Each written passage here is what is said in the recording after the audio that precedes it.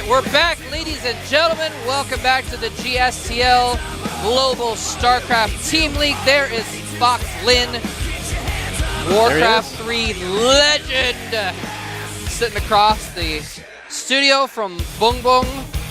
Warcraft 3 not actually player. That's right. Well, maybe he played for fun. Well, he might have played a little bit of Warcraft 3. But Lin would have owned him in Warcraft 3, though. But can he own him in StarCraft 2? That is a completely different story. We're going to find out here pretty soon. They're going to be playing on Xel'Naga Fortress. Well, we've got our third TVZ in a row, and so far, I mean, nobody's been able to handle the very standard style Boom Boom Prime. Can Lin handle it? We're about to find out.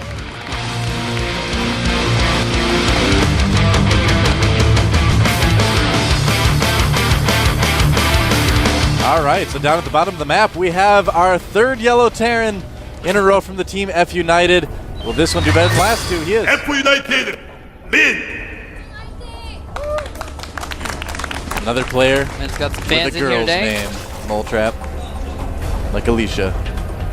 Lin is kind of a girl's name. I wonder where he got it from. For different guys too, I guess. Up at the top of the map is our Blue Zerg player looking for his third win. He is. Boom Boom Prime. Boom Boom is most decidedly not a girl's name. That's the biggest cheer I've ever heard for Boom Boom Prime right now. So yeah, top versus bottom here in this three-player map, Xel'Naga Fortress. The middle of the map, in case you're not familiar with it, is pretty open. We've got one Xel'Naga tower that will self-destruct after 7 minutes. By the way, I want to give a shout out to Germany. Oh, We have a lot of German fans in the audience today. I was just talking to a few of them right now. They're here for a couple weeks, and they were asking about when they should come back. Look at that. Wow. Prime Zhang. And there's another couple people here who have been here a few times. They're from Germany as well. So Well, Germany's got a big esports shout out scene, to German man. fans. Yeah, Germany actually has one of the top few esports scenes outside of Korea. Shout out to Germany. Half my ancestry is from there. Sweden has a big one too. Shout out to Sweden. Yep. Like a quarter of my ancestry is from there. Sorry to the rest of the world. Well, the rest of the world's great too, man. Everybody loves the GSL, and everyone in the world who watches is awesome. That's just the way it is. That's right. And everyone in the world can come down here and all noobs easy go F.United. Well, Team Think Quick. Huh. I used to cast some of their tournaments back on NA, actually. Yeah. TQ Opens, TQ Invitationals. Yep. Did some of those back in the day. And so... Back in the day. Back in the day. Back in my day. On the NA server, that was my old man voice. I don't know if it quite worked, but who knows. So that was my R&B voice. well, together we would make the most awkward pop band in the history of... That's right, man. Some like old guy and an R&B dude. Old Kelly, as we call it. I don't know. What? Like instead of R. Kelly, Old Kelly.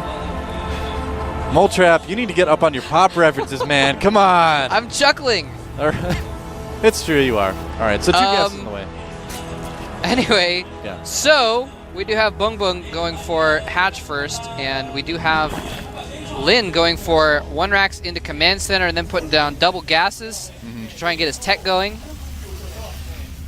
Yeah. So so far, pretty standard from both players here. Nothing out of the ordinary going on quite yet. Zergling's speed being made by Bung Bung. That is fascinating and exciting. Yeah, very important thing to get. Oh yeah.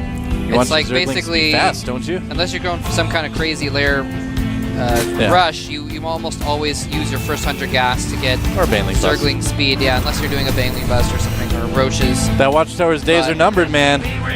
Only about 2 minutes left for it. And do I see, yes, 2 factories on the way for Lin on the production queue, so we're going to see something a little bit different this game. Might see some Blue Flame Hellion action into mech play. I'd love to see something like that, actually. That'd be pretty sweet. Now, this is an opening that back in the day, and I said it again, back in the day, you've heard Wolf call it the Karn build, where basically you get your second command center and then you put down 2 factories right away. As soon as you have the gas for it, put a tech lab down on your first factory and then you go for Blue Flame Hellions pretty quickly. Get your map control, then you put down the 3rd factory. Do like Thor Hellion late game, right? There's Blue Flame. Crouching SCV, hidden tech lab. That's right. A couple Marines, again, stopping Zerglings from seeing what's going on. It's a smart move, by the way. Again, just a tip for you guys. What you can do is send a Zergling up the ramp, and sometimes players will actually put their new buildings close enough that you can spot them. You can see, sometimes they'll put their extra 2 barracks right next to their first one, so you can be like, oh, okay, I know they're going all bio. Or they'll put their factories close enough you can see them.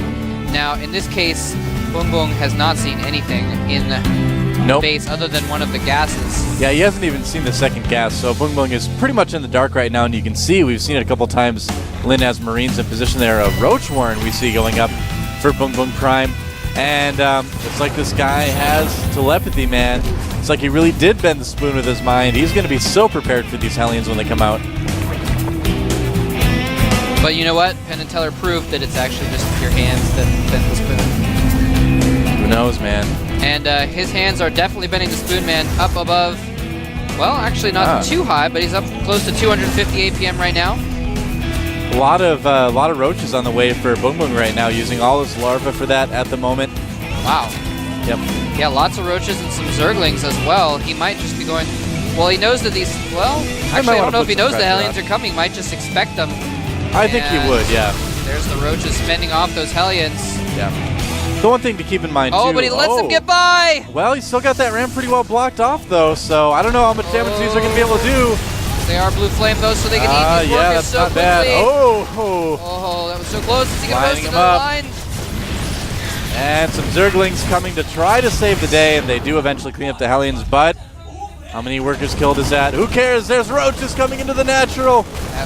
They could do some damage. There's 10 workers killed, not quite enough to be worth those Hellions, to be completely honest with you, especially now with these roaches pushing into the natural. I don't know if I like him attacking this bunker. I mean, there's so many SCVs repairing, but he looks like he's going to be able to take it out, especially with those Lings as well. No siege mode yet for Lin.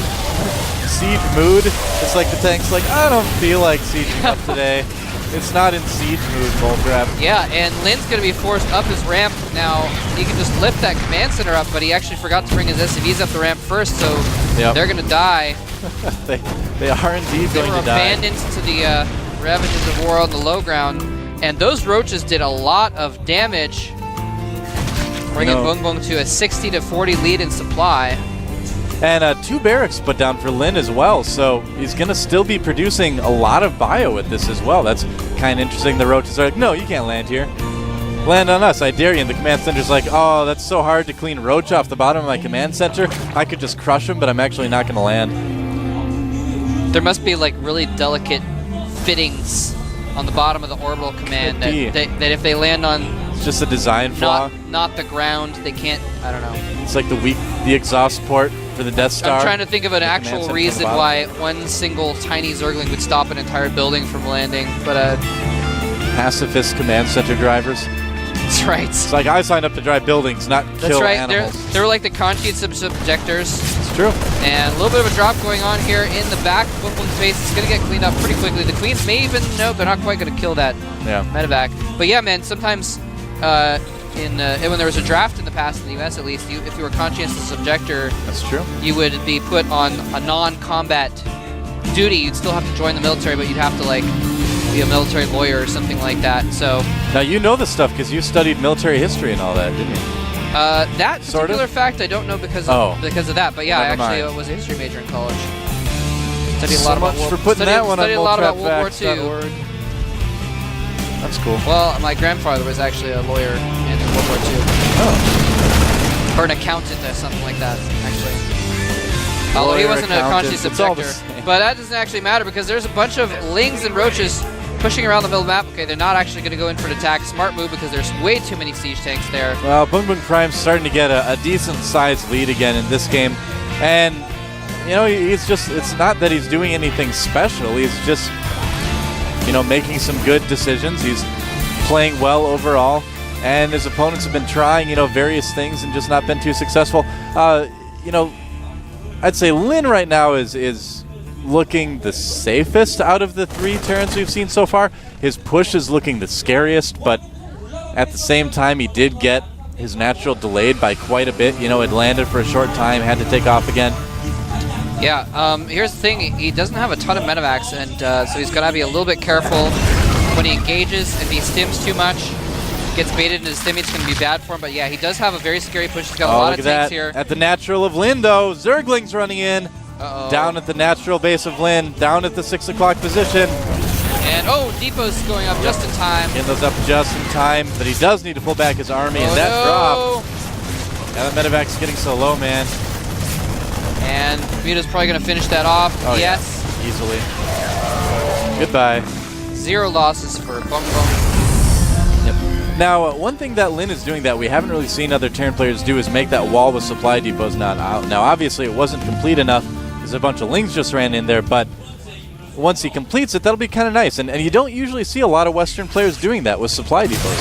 A lot of Western players tend to be a little bit overprotective of their supply depots, I think. But not Lin, man. He's like, they're only 100 minerals. Yeah, he doesn't care right now, but actually here comes some Zerglings and Banelings. He needs to run away from those Banelings. Tank's doing a lot of damage to the Banelings. They are going to clean up all the Banes. And the Marines are going to be able to re-stim in and finish off the Roaches almost. More tanks for Lin and better tank positioning helped him hold off that attack, or that push by Bung Bung. Yeah, very nicely played by Lin. Yep, when you're pushing Tank Marine and TVZ, it's a little bit different. The tank arrangements are different than you would do in like TVT, you know? You need to have the tanks in more of like a line going from front to back rather than side to side. Just because those first 2 tanks, you know, are going to get killed no matter what. You know, it's the tanks behind it that are actually going to do the damage in most cases. And forcing a stim there with those mutas, but he might get a little bit of damage on him. No, maybe not. Muta's running into the main though, and not too much to defend against this. He might lose some reactors. I think he might. Or a tank. Ouch. Wow, doing some damage, some serious damage there. The Marines finally showing up. Oh, a lot of mutas exploding there. Almost pinchered those mutas there. Yep. So Lin's just being kept on 2 bases right now. He needs to do something to break out, take a third. Yeah, that's really what he needs to do right now. Yeah. Because he actually he started closing the gap with that last push where he stopped things, but a little bit.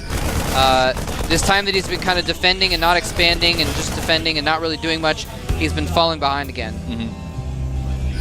Well, this is a type of map that you don't really see the game go past, you know, an early third very often, just because of the layout of the map. So we're getting to the point on this map in most games where something big happens, and we could see something big happen right here.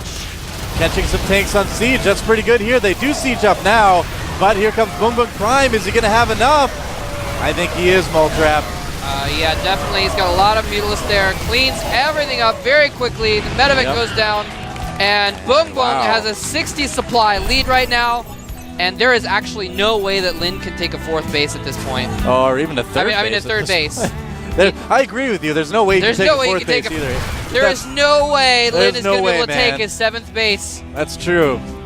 He is absolutely not taking the rest of the bases on the map this game. We can put a nail in that one. And these mutas. Well, it's that critical mass again. You just get enough mutas where it doesn't matter how many Marines they make. We're not quite there yet. Still a good amount of mutas out for Lin, but we're getting closer. He's up to 23 mutalists right now in that flock. He's got Banelings, Roaches, and Zerglings out in front of the base as well. A murder of mutas. Oh no, picking up a free tank. Yeah, these mutas are just so strong. They're +1 weapons upgraded as well, so they just do that much more damage. Well, Bung Bung can kind of relax at this point. I mean, he can't just like sit back and go, oh, I feel great. But he can, you know, do harassment like this, taking out some Marines. Needs to be a little bit careful not to lose too many mutas, but this is okay. But at this point, you know, he knows he's got Lin trapped in his base. He can expand a couple times, and he can just be like, all right, Lin's just going to, you know, make an army as much as he can. He's going to mine himself out, try to push, and it's going to be it. This is the point where as a Zerg, you kind of go, all right, I got this one in the bag. He's not going to move out. I just need to be careful to just turtle and move out with a max push that kills me. Right, just needs to be a little bit safe at this point. Exactly, and keep harassing, keep keeping an eye on what kind of units they're making. Yep, picking up supply depots, picking up turrets. Oh, might lose some mutas there though. Oh, nice volley from the. A lot of mutas, very low on health. Back. Yeah. Maybe, you know what we see some Zerg players do is pull the mutas back and do some transfuses on them. He could do that as well. Yep, he does have one extra queen, and he's got got some energy on his other beats as well. Linda's got a lot of production buildings for being on 2 bases right now. But he can use, you know, different ones alternatively. As you can see, he's producing a lot of Thors right now. Not as many Marines. And he's going to try to push out. Boong Boong realized that he actually didn't have enough drones to really be using his 4th base fully, so he just made a round of drones as well. And here he comes in. He might try and break him right here. And, you know, good tank positioning again for Fox Lin, but just not enough stuff at all. And Boong Boong Prime is going to absolutely crush this force. Wow, GG. And look at that, Boong Boong Prime. He's 1 win away, Moletrap. I'd gotta say, man, I think Fox Lin is pining for the fjords about now. I think so. He has ceased to be. He is a late Terran. High tens all around. All right, Boong Boong. He's gotten 3 kills, man. Yeah, he has. I might have to eat dinner tonight if he beats 1 more player. Well, we don't want that, do we? Dude. Wow, the F.United team looking a little bit dour there. Like, I can't believe we're getting beaten by a guy who has like little X's of tape over his nipples. So embarrassing. So. Wow. So who are they going to send out next? I think it's got to be Moon. I think Moon would be the better choice, but you know, we could see Soccer. Well, it's either going to be Moon or Soccer. I mean, it's a coin flip now. It's got to be one of those two. I don't know. Normally at this point you'd send out Naniwa. That's right. Again, he's in the air right now. He's probably flying at the moment. Do you think so? Wouldn't he have to? Maybe. Well, I don't know the timings actually. Well, we're like a day ahead of everybody else, basically. That's true. So, that's true. He might be in the air right now. He could be. He might have left yesterday. That's true too. Some people did lose or leave yesterday, not lose yesterday. But he is on his way to MLG. Yeah. And he's going to be owning up some nerds there in the United States. Let's find out who they're going to pick. Rock, paper, scissors time. It's going to be Moon. It is Moon. I think Moon's a better choice. I think you're right. Good call. I think going for his EVZ is a good choice here. So Moon, you know, I mean, he showed some potential early on in his StarCraft 2 career. Still kept playing a lot of Warcraft 3, though. I think once this guy switches over fully to StarCraft 2, he's going to be really good, actually. Yeah, people, that's what I was going to mention earlier. The rumor is that Moon and Lin have been practicing War 3 a lot more than StarCraft recently because of WCG, because they have a lot better chance of doing well in WCG Warcraft than they do in StarCraft. So they haven't been practicing StarCraft very much. That being said, APM, man. Moon actually he's only played a few Zerg versus Zergs, but he's actually won all of them in Code A tiebreakers and stuff. Watching his hands is like watching a master musician play a guitar or something. It's fun to watch. But yeah, like you were saying, I mean, now that Fox is kind of disbanding at the end of the month, he's going to probably be looking for a new team, and I don't think he's going to be playing a lot of Warcraft 3 anymore. That makes me excited, man. Hopefully not, because, yeah, he has so much potential to be an awesome StarCraft 2 player. I feel like he will be once he can dedicate more time to it. Right now, he's still good. I mean, to be at this level and be playing 2 games at once is a pretty good accomplishment in itself. Yeah. But it's also kind of holding him back from being, you know, right up there with some of the best. Yeah. And he's actually picked Crossfire for our next map. Interesting. Very cool.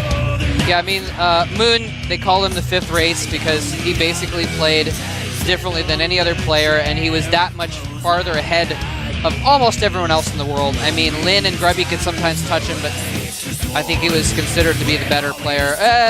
Well, depends on who you ask, I guess.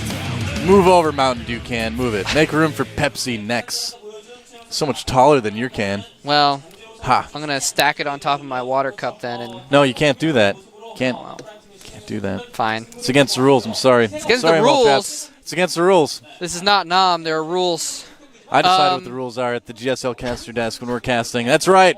Laying down the law. All right. We have to see if... you can decide what the rules are as far as drink placement goes. All right. Pop placement, as you like to say. It's interesting how soda, what I call soda, has a different term in like all kinds of different places. It could be called pop, fizzy drink some places. There was a couple others I remember hearing on the East Coast and in the UK, but I don't remember what the others one. Soda is, of course, the correct term. No, it's not. It's not the correct term. those of you, you can follow GOMTV. I'm leading into something. Don't worry, I'm transitioning to something with this. You can follow GOMTV on Twitter at GOMTV.net for a lot of GSL news. You'll definitely want to do that. You can also follow me at DOASC, and I love that Hooter face. Is my idol. I think that must be Boong Boong's. Yes. Could be. And you can follow Moletrap at Moletrap. And if you think it's Pop, tweet that at me. And if you think it's Soda, tweet that at Moletrap. We're going to find out who's right. So I think I am.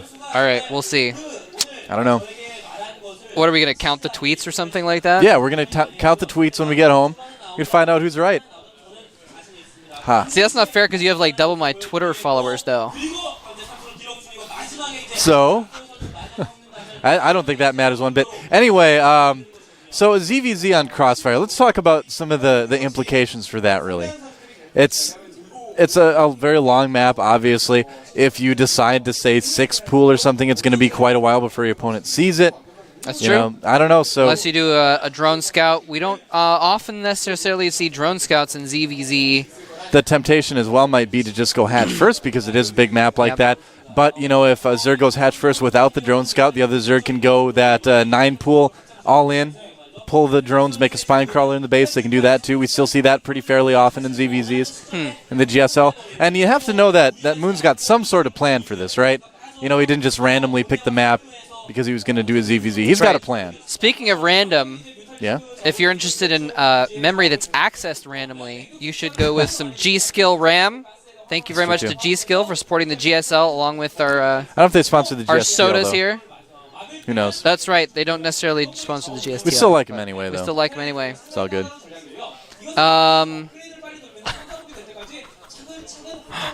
That's right. My pop is kind of shy. Get off the screen. It's shy. It's like, I'm half drank. Don't show me on camera. I'm half drank. See, he's so drunk he can't even talk correctly. No, not. Drank is different than drunk. I know. I'm making it. Yeah, it was Anyway, so we're going to see what Moon is capable of here. Again, Moon has not played a Zerg versus Zerg in a public match in actually a long time. He's mostly played Terrans and Protosses. Yeah. So we haven't really seen what he's capable of in that matchup in a while. But again, Boong Boong has only played one game, that as far as I'm aware of, and that was the game he lost to Dong Regu before. So we haven't really seen either of these players what they're capable of in ZVZ. So it's going to be interesting to see how things go. If Moon can bring it back. Yeah, is ZVZ his kryptonite? That's the question. I don't know, man. Or is it like red kryptonite that lets other players control him? Isn't that what red kryptonite did? What? Like red kryptonite made Superman be like a jerk. That just made him like apathetic. He just didn't care about anything. Yeah. Yeah, there's like different kinds of kryptonite. I did not know there was different kinds of kryptonite. You guys out there that like keep up on your superhero stuff, they know that. Yeah. Because there's green kryptonite. Anyway, forget kryptonite. We've got a couple of Zergs here. The minerals kind of look like kryptonite, I guess. There they are. They do a little bit. Moon rising on the left side of our screen to face Boong Boong Prime on the right side of the screen. Map, of course, will be Crossfire SE like we talked about. And Boong Boong Prime, one of the few people that actually keeps that plastic keyboard cover you get when you get those keyboards here. Interesting. Korea. All right, it is all up to We Made Fox's Moon. The Warcraft 3 legend has got to defend his entire team right here. It's all up to him. Let's find out if he can bring home a win for F.United or will Boong Boong get the all kill here at the GSTL.